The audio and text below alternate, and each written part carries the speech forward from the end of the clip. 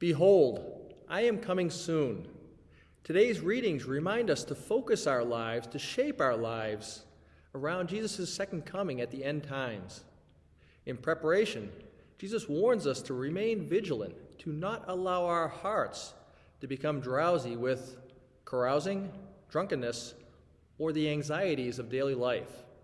Well, social distancing being what it is nowadays, the carousing is probably not much of an issue. Drunkenness, always something to watch out for during the holiday season. But the anxieties of daily life, a big resounding yes, is something that we're all feeling right now.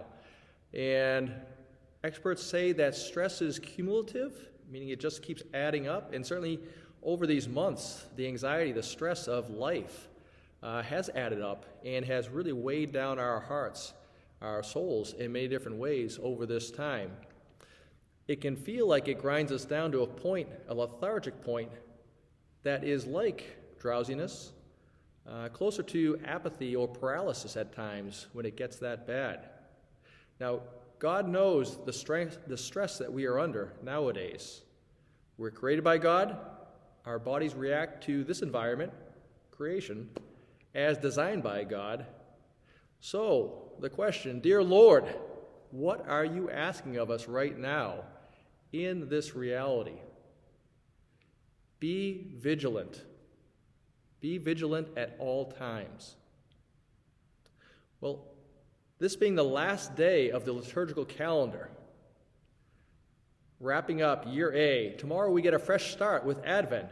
But today, this final day, is a time where vigilance can be hard.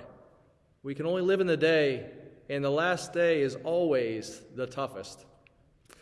I learned a lot about vigilance, learned a lot about life, not too far down the street, Quantico, Virginia, back when I was a younger man, before being a Jesuit, and having gone through Marine Officer Candidate School there.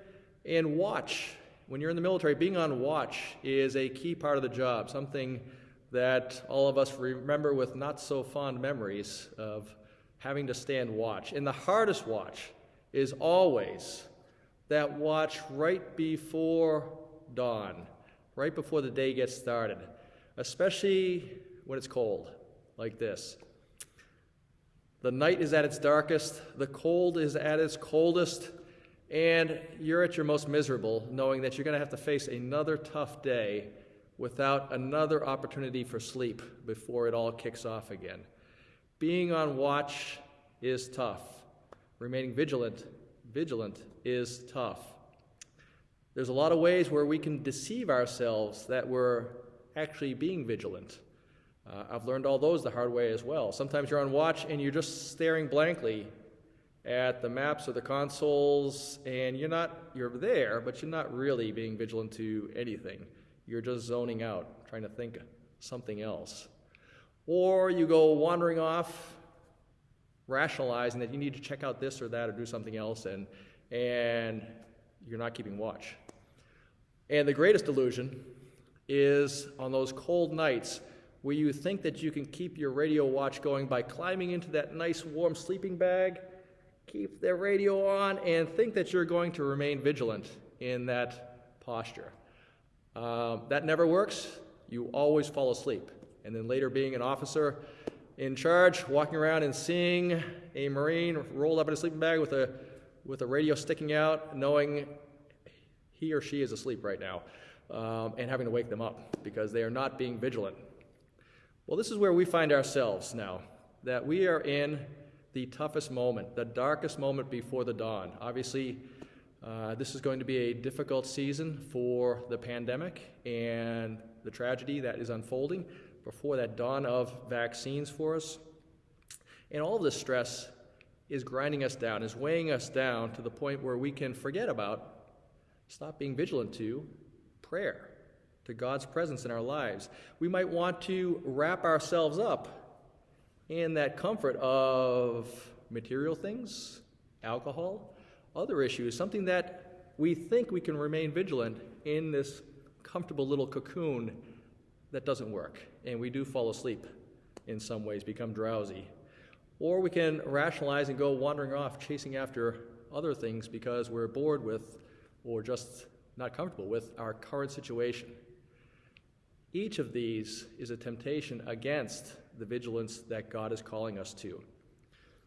We are still on watch with humanity, trying to keep watch for love of God and love of neighbor during these difficult times, knowing that God's glory awaits.